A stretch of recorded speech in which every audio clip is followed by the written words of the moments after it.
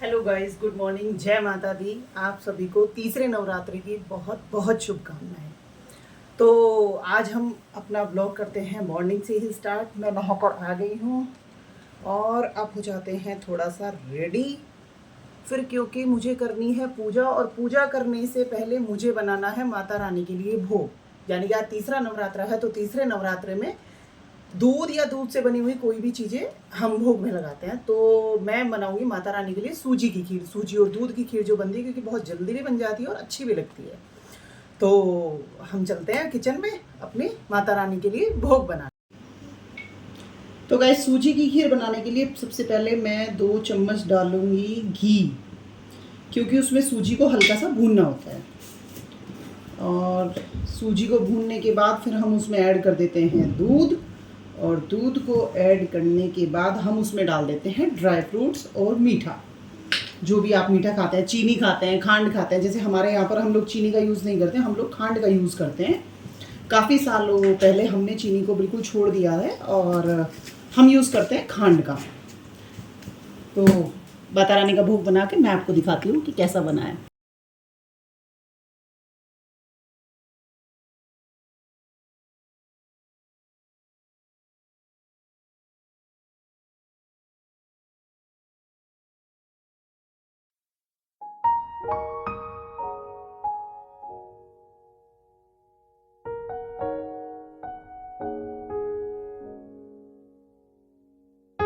तो गाइज़, हमारी माता रानी का भोग है रेडी। अब मैं इसको कर लेती हूँ ठंडा, क्योंकि गरम गरम तो मैं भोग के लिए नहीं रखूँगी। पहले मैं इसको कर लेती हूँ ठंडा, और ठंडा करने के बाद फिर मैं करूँगी अपनी पूजा को स्टार्ट।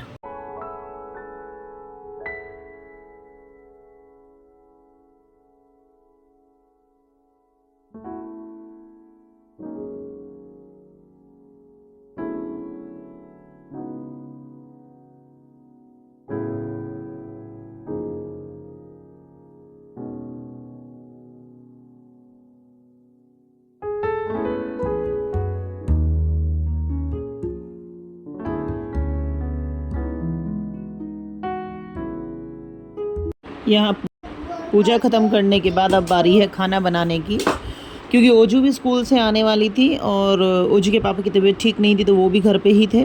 तो मैंने पूजा करने के बाद सबसे पहले बनाया खाना, ताकि मैं आराम से फ्री हो जाऊँ टाइमली ही।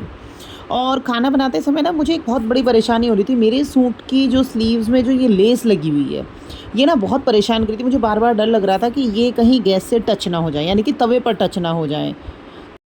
यहाँ पर हो जाती हूँ मैं थोड़ा रेडी, क्योंकि मुझे जाना है कहीं पर बाहर।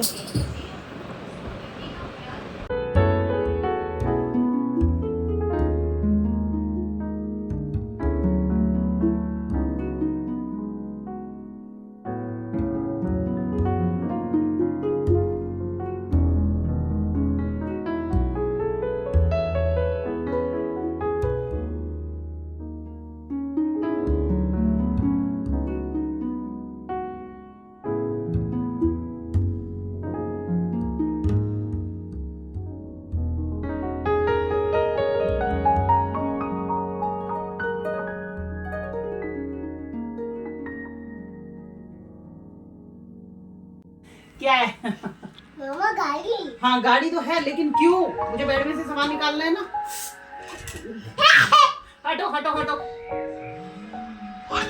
हटो हटो हटो हटो हटो हटो। सामान ही निकालने दे रहा। हाँ, ये गंदा बच्चा, ये गंदा बच्चा, हटो हटो। वरदान।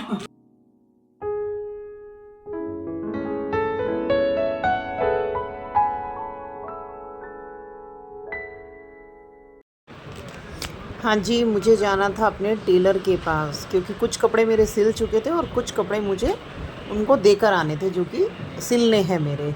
और वरदान ने देख लिया कि मम्मी रेडी है, तो वो मेरा पीछा ही नहीं छोड़ रहा था जाने के लिए ना। उसे लग रहा था कि मम्मी कहीं जाएगी, और वो मतलब मुझसे पहले आके पार्किंग में खड़ा हो गया। अब वो इंतज़ार में है कि मम्मी कैसे जाए और मैं मम्मी के साथ बाहर जाऊँ। मतलब मेरी स्कूटी के सामने से हट नहीं रहा है वो लड़का, बस कि मम्मी मुझे भी लेकर चलो, मुझे भी लेकर चलो। और फाइनली हुआ क्या, वही हुआ, मुझे उसको लेकर जाना पड़ा क्योंकि मेरे जाने के बाद वो बहुत रोने वाला था। तो गाइज मैं गई थी अभी टेलर के यहाँ अपने कपड़े उठाने के लिए, और जो कुछ और कपड़े मुझे भेजने थे सिलवाने के लिए वो मैंने दे दिए हैं।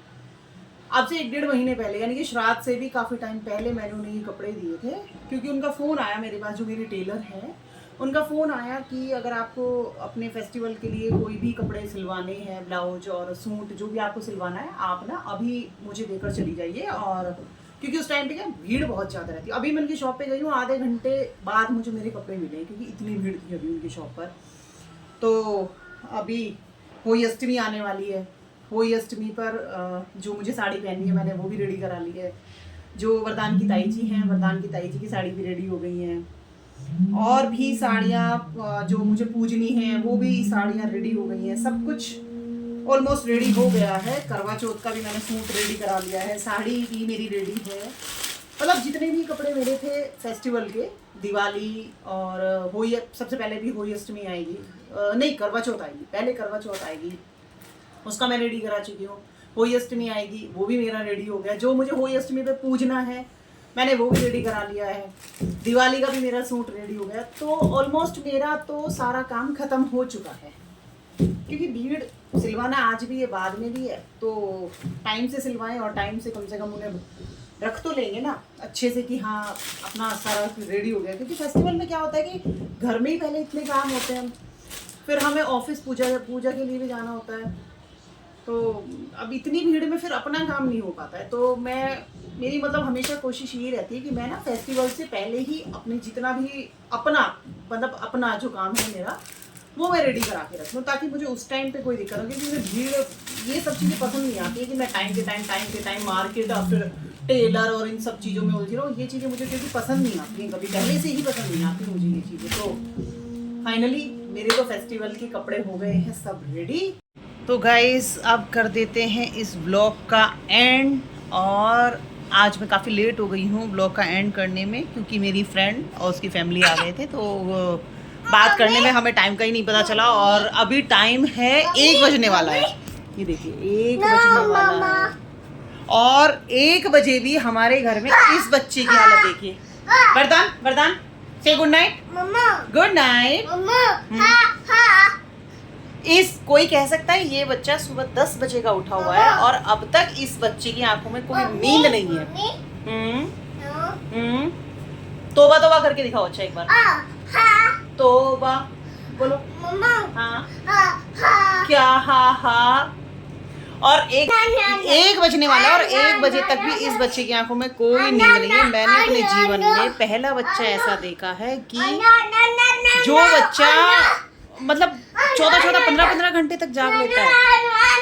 अब मैं करूँगी सारी लाइटें बंद, कोई आवाज नहीं, शोर नहीं, बिल्कुल अंधेरा, और अंधेरा करने के बाद तब ये सोएगा। और तब भी कहता है लाइट ऑफ नहीं बोलता, ये बोलता है कि लाइट ऑन कर दो मम्मा, लाइट ऑन कर दो।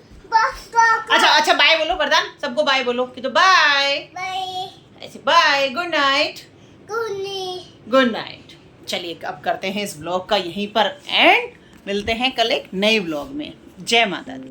अगर आपको मेरा ब्लॉग अच्छा लगे तो प्लीज़ लाइक करें और चैनल को सब्सक्राइब करें। Thank you.